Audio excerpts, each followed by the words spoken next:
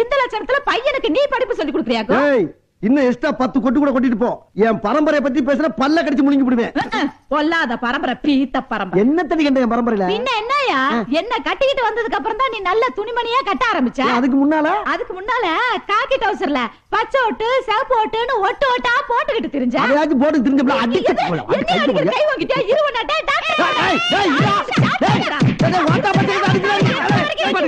ஏமா கட்டின புருஷனை புள்ளை விட்டு அடிக்க வச்சிட்டு இருக்க? பாவமல்ல அவரு. புருஷன் பொண்டாட்டிக்குள்ள 1000 பிரச்சனை இருக்கும். அத கேக்குறதுக்கு நீ யாரா எடுத்த பைய மவனே? எது எடுபட்ட பையலா? ஏனா என் பொண்டாட்டி அடிக்க வர்ற? என் பொண்டாட்டிட்ட நான் 1000 அடி வாங்க வேண்டாம். ஆனா என் பொண்டாட்டி அவனை அடிக்க ஐயோ நான் அடிக்க வரலீங்க. உங்க சத்தம் ரோட்டு கேக்குது.